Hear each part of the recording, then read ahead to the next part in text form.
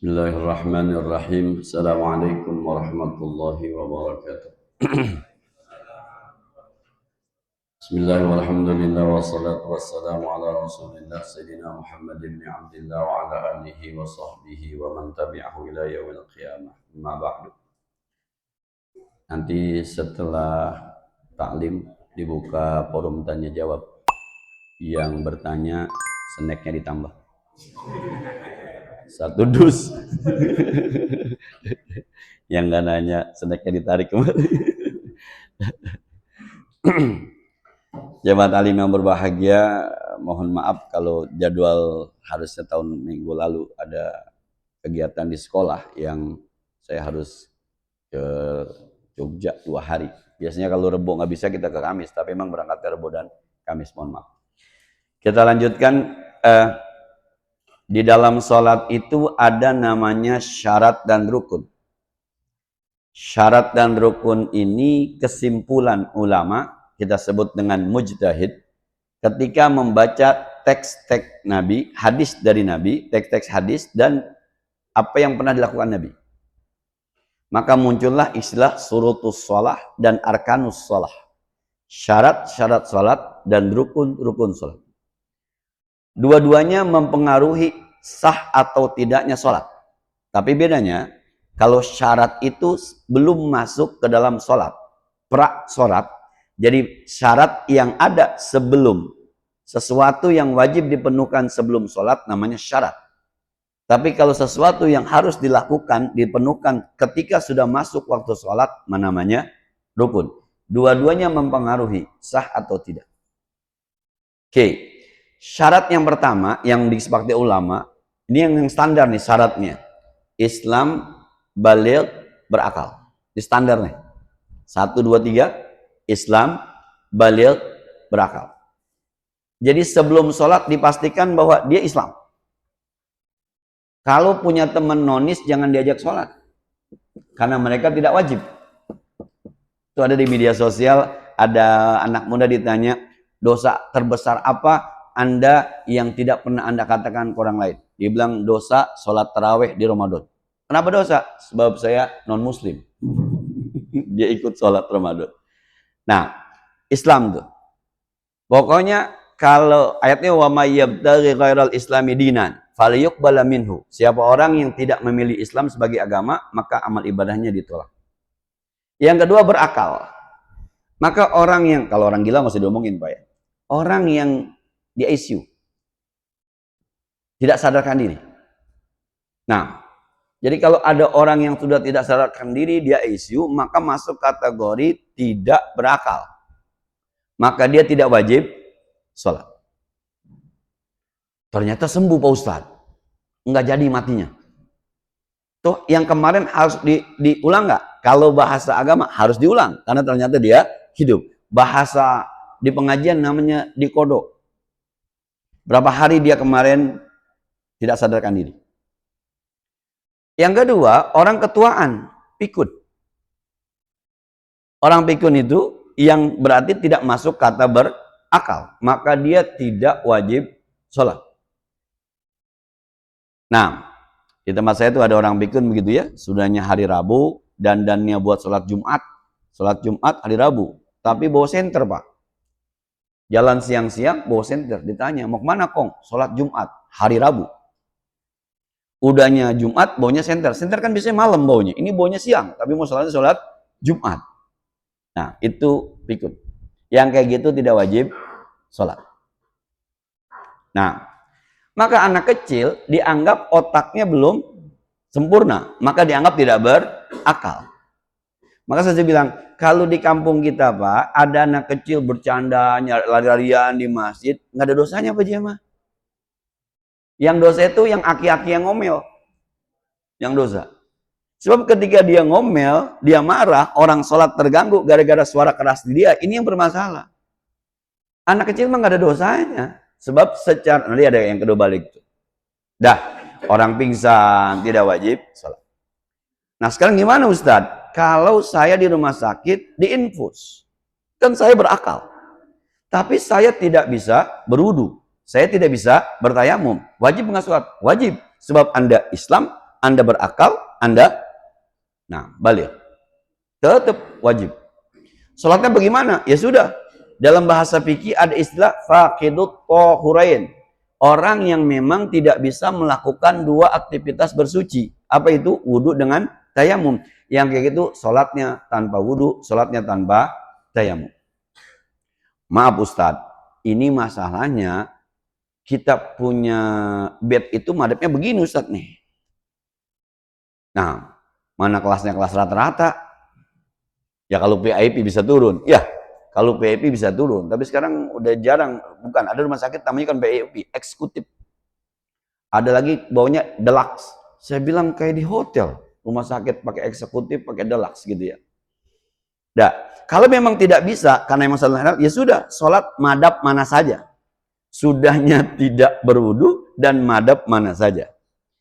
Ini namanya kalau dalam bahasa fikih ini posisinya bimanzilatil hajah wal hajah wad darurah ad-daruratu tubihul mahzurat. Ini posisinya saat itu bimanzilatil hajah. Posisinya memang begini, nggak bisa digoyang. Kebutuhannya memang seperti itu.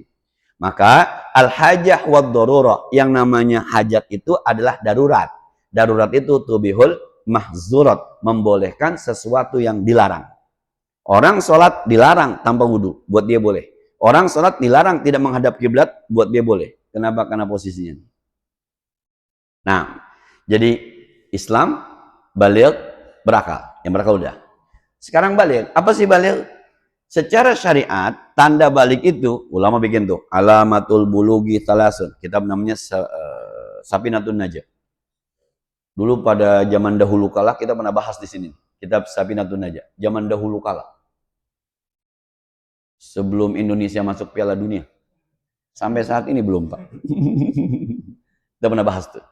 Tanda balik itu 3. Kalau untuk laki-laki, pertama dia pernah mandi basah. Mimpi mandi basah. Tuh anak laki itu. Mimpinya apa saja, Pak? Kita semua pernah pengalaman deh. Dulu ngimpinya nggak mesti, mohon maaf, nggak mimpi harus hubungan badan, nggak mesti. Kadang-kadang ngimpinya cuma ngintipin orang. Maka saya kalau bercanda gitu, Ustaz, kalau saya ngimpi cuma megang-megang doang, terus keluar mani, wajib mandi enggak? Saya bilang, nanggungin lu, umbung-umbung ngimpi, megang doang. Orang ngimpi kan nggak ada dosanya, ya. Umbung-umbung ngimpi, ngapain megang doang? Nah, tuh. Yang kedua, kalau si laki-laki itu sudah berusia 15 tahun, walaupun belum mimpi. Itu kalau untuk orang laki. Nah, itu baligh. Tapi di kita biasanya balik itu ditentukan oleh umur biasanya. Biasanya kalau perempuan kan ada haidnya.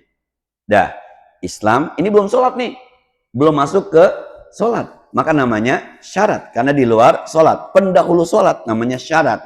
Islam berakal balik. Dah. Yang selanjutnya, suci pakaian, suci badan, suci tempat. Pasti dari najis, Pak. Najis itu udah pasti kotor, tapi tidak semua kotoran itu najis. Ini panas kayak gini, Pak, nih kadang-kadang ada debu gitu ya. Jadi baju Bapak kena debu. Itu najis bukan? Bukan. Minta mau Ustaz, kalau di pojokan sana ada peternakan babi. Lalu dihembus angin. Itu debu dari peternakan babi kena baju kita. Najis enggak? Enggak. Itu najis yang dimaaf. Namanya amal balwa. Amal balwa itu kita tidak bisa menghindar. Coba Pak, kalau ada debu Bapak bisa menghindar, tiup angin di jalanan Bapak bisa menghindar. Tiarap, makin kotor Pak. Nah, amal balwa itu gini. Bapak ke masjid nih, semuanya banjir. Ini mau ke masjid Bapak harus nginjek air banjir. Kan nggak bisa menghindar. Sesuatu yang tidak bisa dihindari itu dimaaf. Maka jangan bilang air banjir najis Pak kagak. Air banjir udah jangan ngomong najis Pak. Kenapa? Sebab air banjir itu tidak bisa dihindari. Sesuatu yang tidak bisa dihindari maka hukumnya dimaaf. Nah, naik busway, naik KRL, berdiri sampingnya perempuan kan? Gimana nih? Kalau bisa menghindar, udah nggak bisa padat begini. Ya udah Pak, dimaaf. Yang penting jangan ada nafsunya. Wangi amat ini. Ah itu dosanya itu Pak. Yang bikin dosa itu. Nah, itu Main ada minggu lalu sebenarnya saya udah dikirim pertanyaan sama Bang Jaya. Ada pertanyaan yang mohon maaf karena saya libur gitu ya. Jadi ini hubungannya sama najis. Saya bacain aja, mohon maaf nih. Kalau di sini ada penanyanya saya mohon maaf. Karena tulisannya tulisan tangan dipoto. Untungnya kebaca ini. Tetangga saya punya anjing. Ya biarin. Anjingnya sering pipis dan buang air di tanah depan rumah. Bagaimana hukumnya sendal kita kena tanah daerah pipis anjing? Dah. Jadi tetangga punya anjing, ini rumah kita bertetangga. Jadi kadang-kadang anjingnya kemarin ya ke depan, kelihatan tuh anjingnya kecil segala macam. Kira-kira nih mah, tuh pipis anjing ketika kita lewat masih basah udah nggak? Masih basah apa udah kering? Kalau udah kering, maka dalam bahasa fikih ada namanya najis ainiyah, ada najis hukmiyah. Najis ainiyah itu najis yang masih basah, belum dibersihin. Najis hukmiyah belum dibersihin tapi udah gak kelihatan najisnya. Itu namanya hukmiyah. Kalau masih kelihatan basahnya, ibu-ibu di rumah anaknya buang air kecil di lantai. Dia bukain celananya, dia gosokin tuh pakai celananya, lempengan area yang kena air kencing. Dah, lama-lama kering.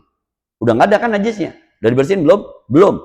Secara mata, kasat mata udah nggak najis. Tapi secara hukumnya najis. Yang kayak gini membersihnya cukup disiram air aja. Dah. Kira-kira tuh kencing kucing yang tadi saya sampaikan, kena air hujan nggak? Kena, beres sudah Pak. Yang nyuci air hujan berarti. Membersihkan najis nggak perlu niat. Membersihkan najis tidak perlu niat. Misal, Bapak lagi jalan naik motor, ada burung buang air di jaket. Dah, di sana hujan Pak. Sampai bersih lagi tuh. Dari ada kotoran burungnya, sampai bersih lagi, maka jaket Bapak suci. Nggak perlu cuci lagi. Kan gue belum cuci, hujan yang nyuci. Nyuci najis tidak perlu niat. Jadi kalau kotoran kambing, anjingnya di depan pipi segala macam udah kena air hujan, udah kering juga, suci. Dah, ini pertanyaan yang kedua sebenarnya. Dan saat hujan bekas pipis menyatu dengan air dan tanah, hukumnya bagaimana? Ya bersihlah. Nah, iya. Udah tuh anjing kencingnya di tanah, air hujan jatuh ke tanah, itu mah nggak pakai 7 kali dijemur pakai tanah, udah nyambur sama tanah aja mah. Nah, ngalir tuh airnya ke depan halaman kita, gitu ya, kena hujan nyampur ke mana-mana. Tuh hukumnya bagaimana? Ya suci. Sebab najis anjing itu kan harus dicuci pakai 7 kali, salah satu campur dengan tanah. Itu kalau kita yang nyuci. Kalau alam yang nyuci, Allah yang nyuci lewat hujan, kelar orang dicampur tanah. Aman itu aman. Pokoknya besok kalau tetangga anjingnya kencing, berdoa aja, ya Allah hujan, ya Allah hujan. Kalian yang nyuci. Jadi sekali lagi ya, nyuci najis tidak perlu pakai niat. Udah Pak, ini kita nih di masjid kayak begini nih Pak nih. Ini kan kelihatannya suci bersih nih. Udah Pak, jangan dicari-cari najisnya. Ini udah bersih begini nih. Udah jangan dicari-cari najisnya. Pakai karpetnya diangkat. Tuh kan ada tai tikus kan. Nggak usah begitu Pak. Agama nggak begitu-begitu banget nyuruhnya. Kata Nabi, nahnu nahkumu bizzawahir wa yallahu yatawalla bis-sarair. Yang kelihatan aja. Ada nggak najisnya? Nggak ada. Teman kelupaan nggak pakai sendal ke bawah karena teman lama, lari aja tuh keluar nggak pakai sendal. Masuk lagi lupa.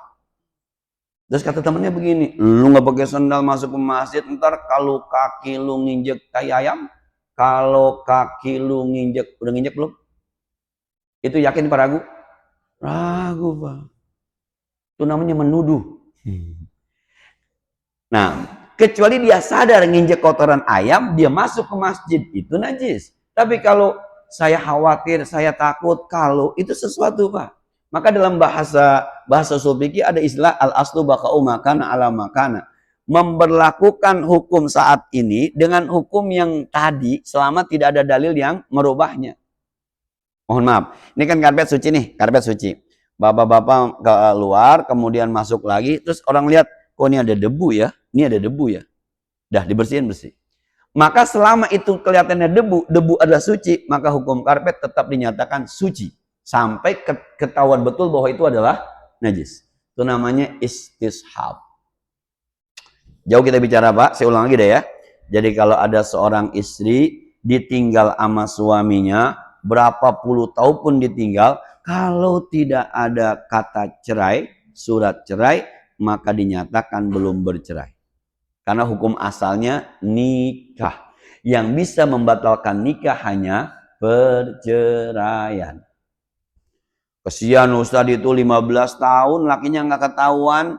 Kalau masih hidup di mana, kalau udah mati kuburannya di mana. Apa aja kawin lagi kali di sono ya. Nah, nggak bisa. Sebab status Anda dulu adalah istrinya. Maka sebelum ada yang merubah, yaitu perceraian, tetap jadi istrinya. Maka Anda nggak boleh nikah dulu sampai ketahuan ini. Gimana Ustadz kalau kita anggap mati aja? Nggak boleh. Itu mah kesel. Jadi mati sekalian, kesel tuh. Maka perempuan biar cerdas. Kalau memang sudah tidak sudah tidak nyaman ditinggal sama suami bertahun-tahun, kan ada jalannya, pengadilan, namanya gugat cerai. Nanti suaminya disuratin tuh sama pengadilan suruh datang. Ternyata nggak datang-datang, orang bukan di rumahnya, maka 3 kali panggil, pengadilan akan memutuskan secara in absentia, tanpa kehadiran suami.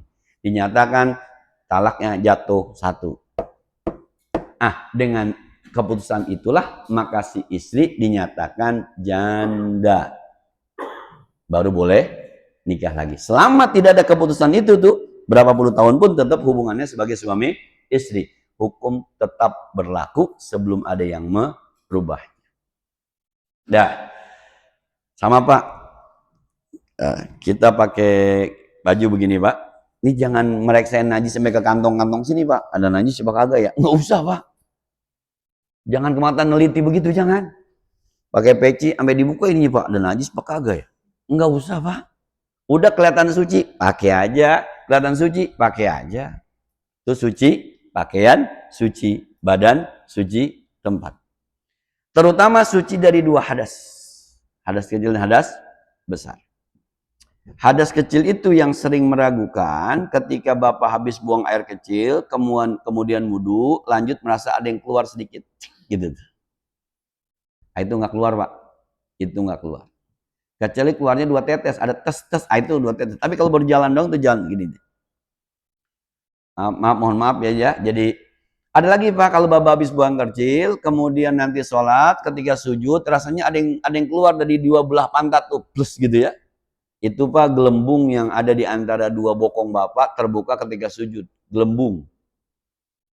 Kalau namanya kata Nabi, kalau merasa diri kamu perutnya sakit, jangan batalkan sholat sampai kamu dengar suara atau kamu mencium aroma. Jadi kalau baru kentut bukan. Tapi kalau ada bentuknya, kentut bukan, kentut. Itu udah bau. Apalagi ada suaranya Pak. Tit, itu berapa sih? Jangan bilang, bukan itu mah. Apaan bukan? Orang ada suaranya. Tapi kalau meragukan, sebab Bapak kan hukumnya punya wudu. Dah. Kemudian Bapak ragu. Kentut apa enggak? Bapak ragu. Wudunya yakin. Kentutnya ragu. Maka al-yakin la yuzalu bisyak. Hukum yakin tidak boleh hapus gara-gara dihapus oleh keraguan. Yang yakin harus tetap pada keyakinannya. Nggak boleh dihapus dengan keraguan, sebab tingkatan yakin jauh lebih tinggi dibanding ragu. Dah, katanya sih ibu-ibu, katanya mohon maaf nih, saya pernah ditanya sama pengajian taklim ibu, mohon maaf tuh dari kemaluan depan juga ibu-ibu kadang-kadang terasa ada keluar angin, kemaluan depan. Saya ditanya, saya bilang, wallahu a'lam. Saya nggak tahu. Saya ngomong sama istri saya, kata istri saya, sama, itu seakan gelembung. Karena waktu kali buang air kecil kemudian cebok, buang air kecil pakai ceboknya mohon maaf pakai sabun begitu deh ya. Jadi ada gelembung yang tersisa. Itu bukan apa yang membatalkan sholat atau membatalkan wudu. Pokoknya Pak kalau ragu-ragu, tidak ada suaranya, nggak ada baunya, lanjutin aja. Cuma kalau udah mau keluar stadium 4 batalin Pak. Jangan sampai begini sebenarnya. nahan, ya keluar dah, itu ngilangin khusyuk.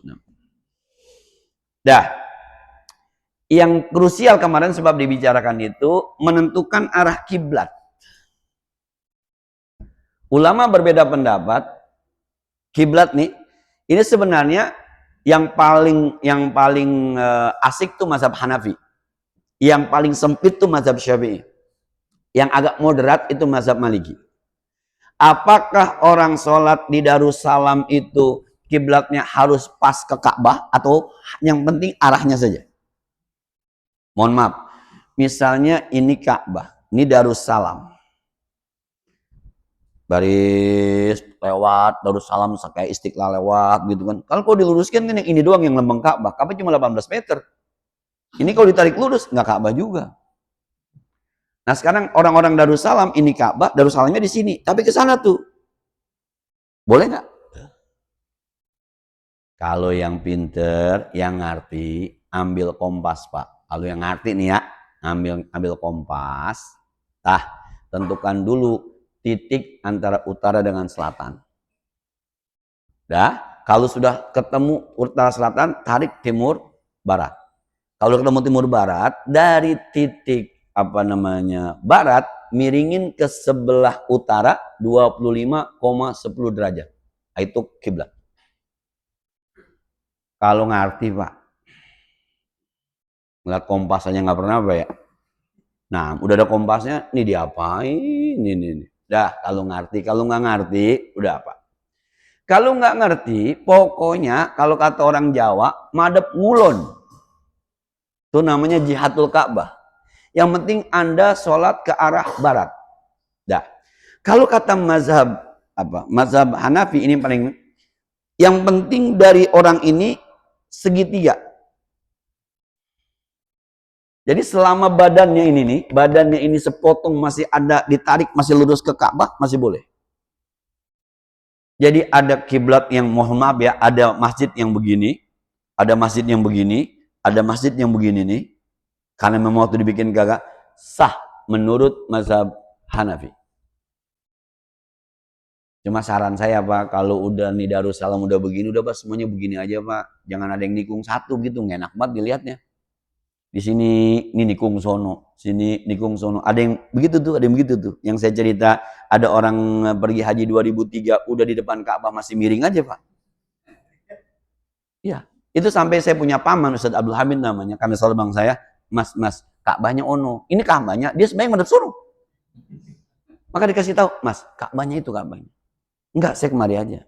Kenapa? Kata guru saya. Nah, ini nih guru kadang-kadang nggak tahu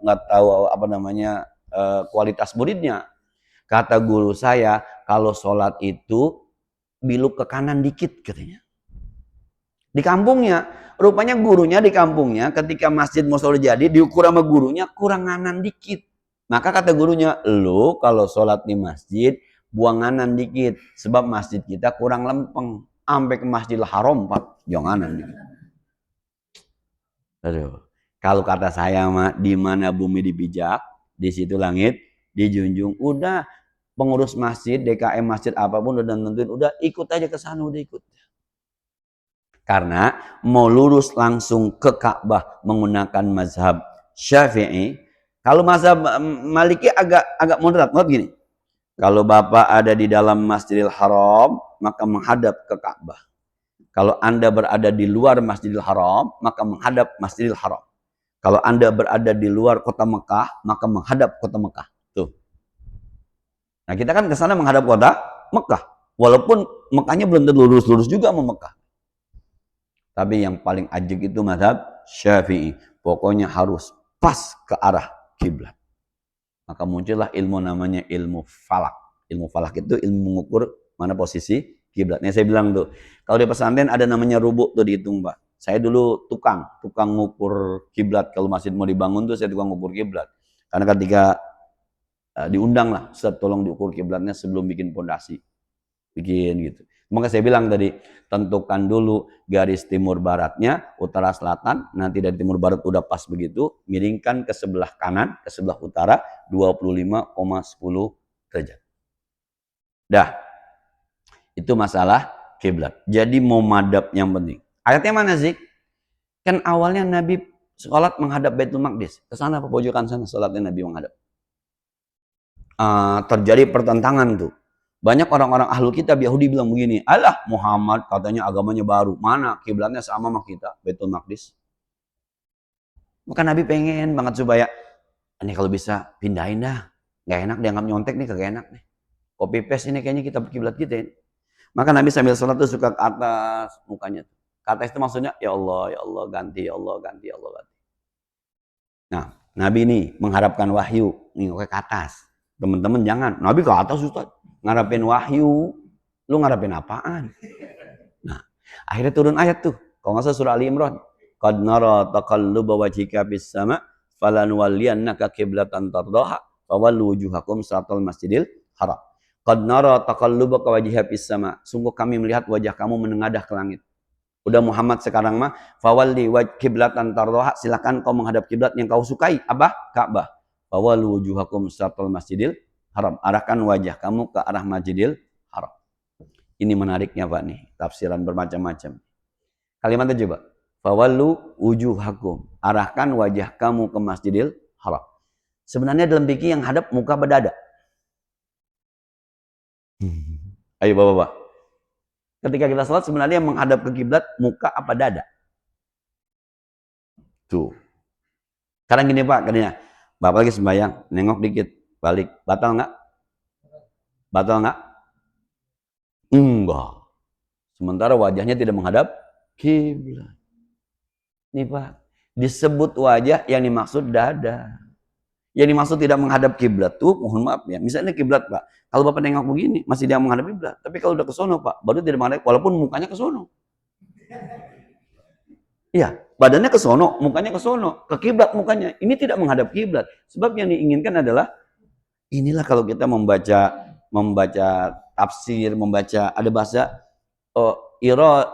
zikrul juz'i wa iradatul kulli, menyebut sebagian tapi yang dimaksud adalah semua. Itu ilmu balaghah namanya.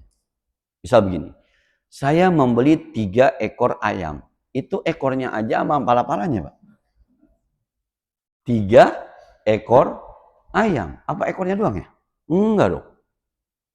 Pasti semuanya. Disebutnya sebagian tapi maksudnya adalah semua. Tapi juga ada yang disebutnya semua maksudnya sebagian. SMA Negeri 6 juara bulu tangkis se-DKI. SMA Negeri 6 juara bulu tangkis se-DKI. Yang main berapa orang? 1. Yang disebut semua. Indonesia akhirnya juara All England. Indonesia Pak, 245 juta yang main. Ternyata yang main cuma 5 orang. Itu menyebut semua, yang dimaksud adalah sebagian.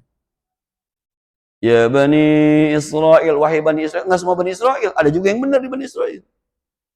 Itu kalau bicara tafsir itu, maka ada namanya ulumut tafsir, ilmu memahami tafsir. Ditarik ke fikih, maka jadi ayatul ahkam, ayat-ayat hukum. Termasuk ini masalah qiblat. Dah, jadi yang dimaksud menghadap adalah dadanya. Walaupun kalimatnya fawallu wujuhakum satrul masjidil haram. Sebab yang namanya arahkan itu pasti bukan dada, muka, tapi yang dimaksud adalah seluruh badannya. Walaupun mukanya ke kiblat tapi badannya tidak ke kiblat, ya tidak menghadap kiblat. Tapi kalau badannya ke kiblat sekalipun mukanya nengok ke sana, hukumnya cuma makruh. Makruh itu apa ya? Kalau bisa jangan dikerjain Pak, kalau kagak darurat banget. Kurang enak juga gitu, sembahyang lihat sono, lihat sini. Ustaz tadi Nabi ngeliat ke atas, lagi-lagi ya. Nabi mengharapkan wahyu, bukan mengharapkan transferan. Tanggal berapa ini ya? Nah, itu bicara. Jadi ini syaratnya sebelum nanti ada tutup aurat. Oke, terakhir kita bicara tentang tutup aurat. Tutup aurat itu, mohon maaf deh ya. Bapak pakai celana, pakai baju namanya tutup aurat. Saya pakai kain tutup aurat. Sebab yang namanya laki-laki auratnya kan di antara pusar sama dengkul. Jadi dengkulnya harus ketutup, pusarnya harus ketutup. Yuk, di situ bermain desain. Kalau mau pas-pasan kan bisa Pak, pas-pasan bisa. Bapak pakai kain di sini, bawahnya di sini. Jangan pakai baju, bisa Pak. Tutup aurat, tutup Pak. Ayo udah pakai. Ini yang kalau dalam bahasa Uzbeki al-ada muhakkama. Kadang-kadang adat bisa jadi dijadikan hukum. Betul segini, tapi Indonesia nggak bisa begitu. Indonesia nggak bisa begitu, Saudi nggak bisa begitu, Turki nggak bisa begitu. Adat di Indonesia biasanya kalau ke Melayu-Melayuan itu ya kain, koko, peci. Kalau agak ke kota-kotaan, celana panjang sama kemeja. Kalau pakai Gus Ikdam, kain pakai Gus Ikdam, itu Indonesia. Kalau ke Turki, celana panjang, kemeja, jas. Kalau ke Saudi, pakai gamis. Maka sebenarnya Saudia, pakaian ala orang-orang Saudi.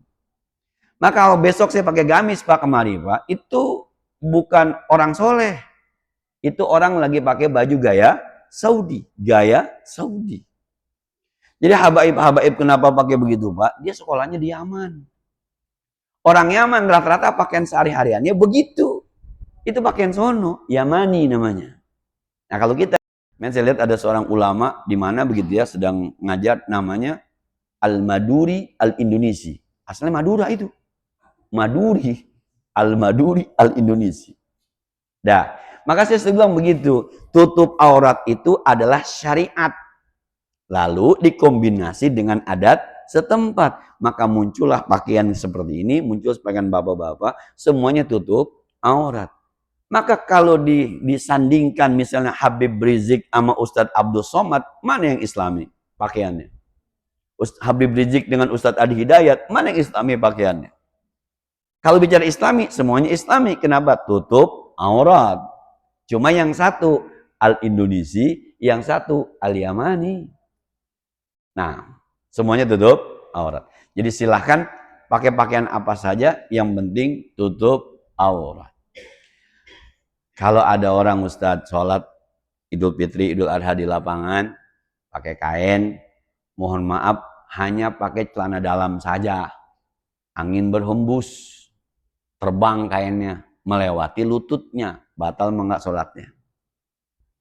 Kalau dia buru-buru tutup, lagi sembahyang, kemudian terbang, buru-buru tangannya megang begitu tuh, buru-buru, walaupun udah kangkat, tapi buru-buru tutup, refleks, nggak pak, nggak batal.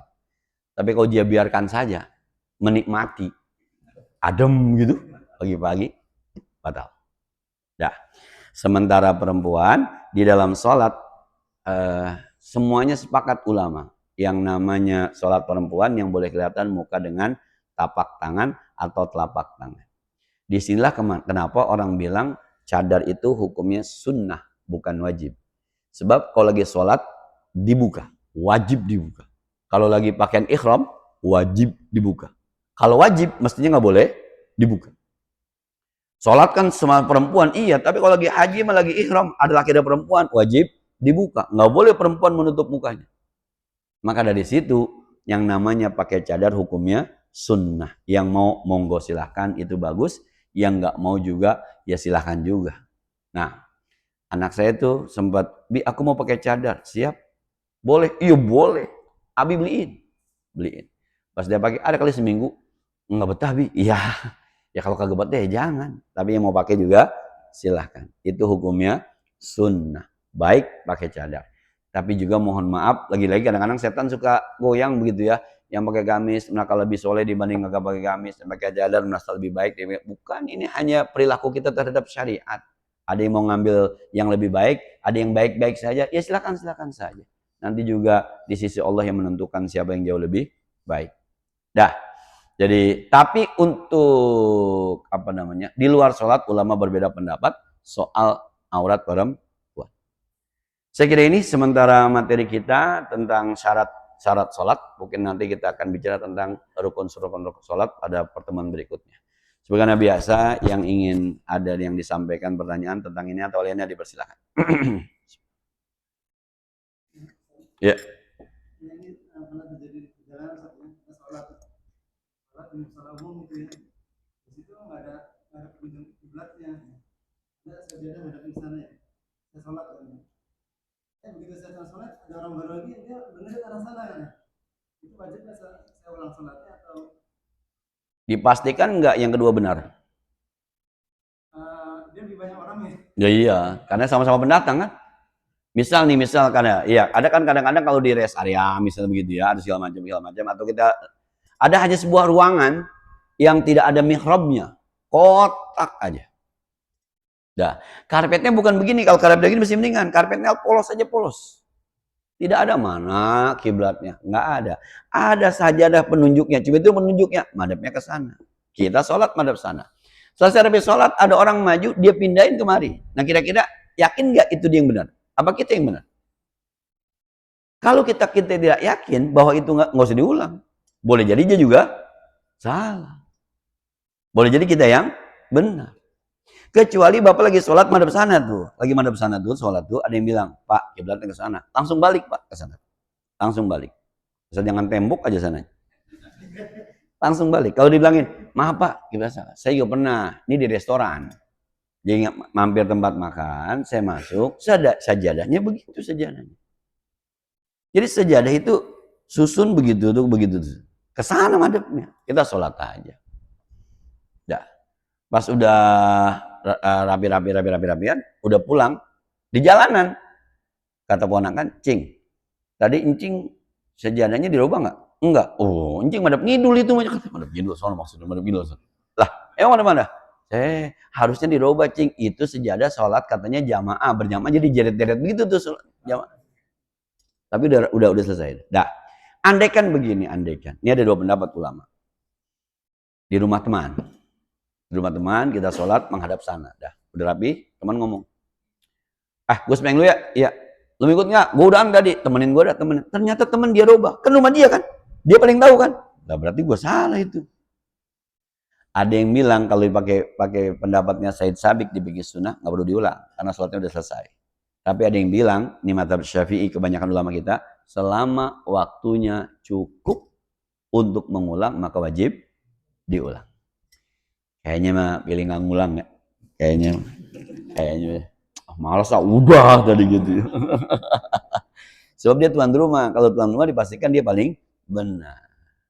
Nah, gitu ya. Jadi kalau itu yang saya bilang kemarin beda pendapat. Kata yang temennya sono sampai 4 udah.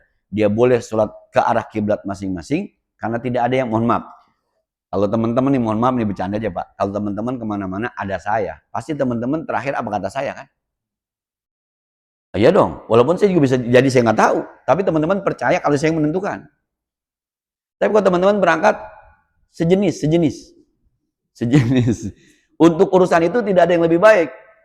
Jadi kesana sholatnya.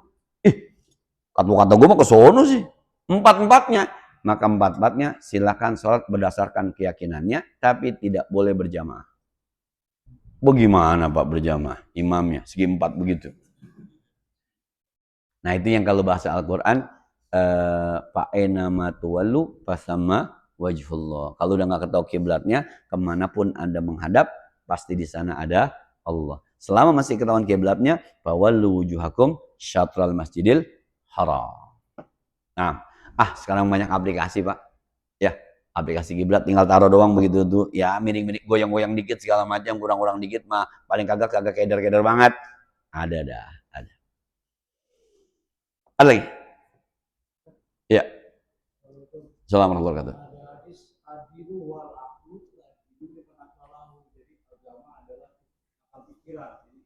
Tidak ada agama bagi orang yang tidak berakal, termasuk orang gila. Nah, kalau kita misalnya ketiduran untuk sholat subuh terus kesiangan, bagaimana itu?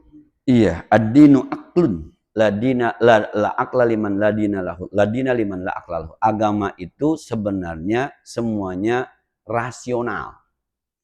Anda akan bisa memahami agama dengan baik kalau kecerdasan Anda berperan. Maka kalau ada orang tidak bisa memahami, atau berarti Anda kecerdasannya tidak berperan untuk memahami agama.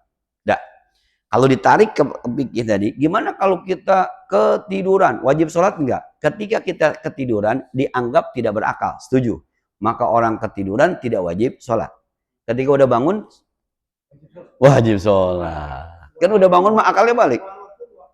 Iya. Jadi kalau jam 8 baru bangun, jam 9 baru bangun, tetap harus sholat subuh. Jam berapapun. Seingatnya, sebangunnya. Supaya nggak ketahuan Pak, ke masjid bawa sajadah. Jadi kata tetangga, duha. Kata tetangganya, luar biasa. Tetangga kita udah ke masjid sholat duha. Diintip pakai Allahumma di ini ternyata. Harus.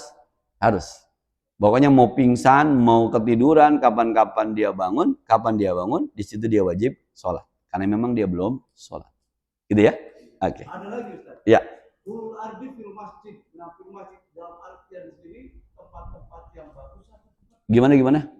Jadi di atas muka bumi ini termasuk masjid. Oh. Itu kita sholat itu bisa di mana-mana. Betul. Kata Nabi, ju'ilat liyal ardu masjid. Dijadikan tanah semua ini di dunia jadi masjid. Jadi kapan-kapan sholat tidak ketemu masjid berupa bangunan semacam ini, monggo di mana saja. Jangan pakai ini. Lu udah sembahyang? Belum. Lu udah. Habis gua nggak ketemu masjid. Jangan begitu ngomongnya. Rest area penuh nih. Rest area penuh, masjidnya penuh. Udah mau habis waktunya. Udah aja ambil koran. Gelar. Yuk jamaah. Di sini aja kita sembahyang. Allahu Akbar. Jadi. Kata Nabi, Juliat lial ardu masjidan. Semua bumi adalah masjid. Alhamdulillah kalau ketemu bangunan kayak begini. Kalau kagak ketemu, ya udah. Sedapatnya di lapangannya di lapangan. Karena bumi adalah masjid. Itu yang membedakan Nabi dengan nabi-nabi yang lain. Oke. Ada lagi? Ada yang masih mendapat tambahan snack?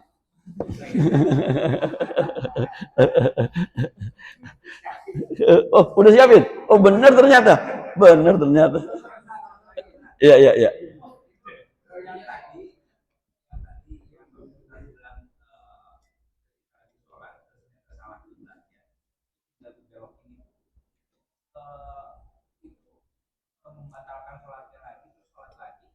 Langsung. Betul. Bisa langsung. Tanpa harus dibatalkan. Iya, yang waktu di sini nih. Iya, dia madep kemari kan? Iya. Itu sebenarnya kalau dipaham ya, maaf Pak, kita ke sana, dia tinggal balik aja. Lanjutkan. Nggak batal nggak? Ya enggak lah, orang dia salah. Iya nggak apa-apa, tapi ada bahasa. Maaf Pak, salah kiblat Pak. Gitu. Tapi pasti kalau yang nggak ngaji tetap dibatalin. Iya, andai kata ya. Jadi memang begitu harusnya memang.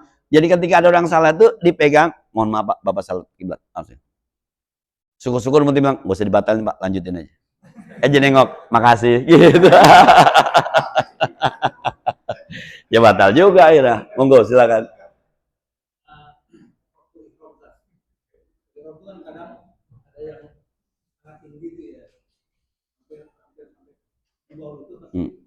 Sangat minim.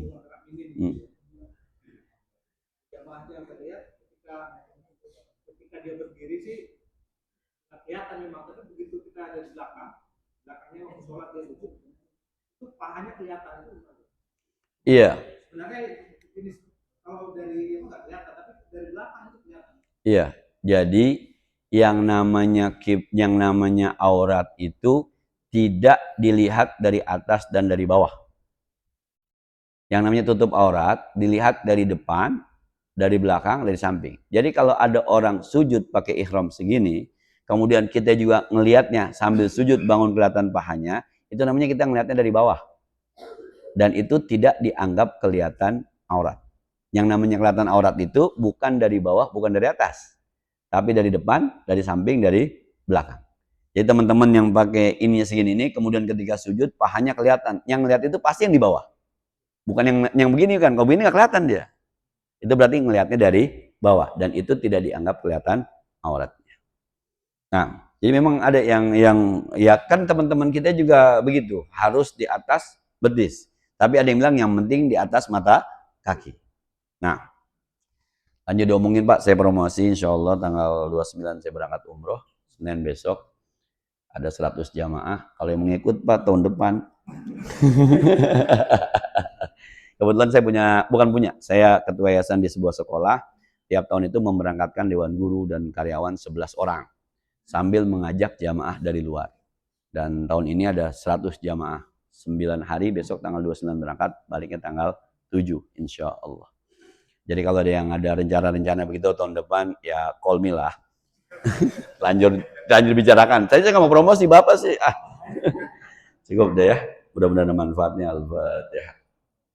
Bismillahirrahmanirrahim. Alhamdulillahirabbil alamin arrahmanir rahim maliki yaumiddin.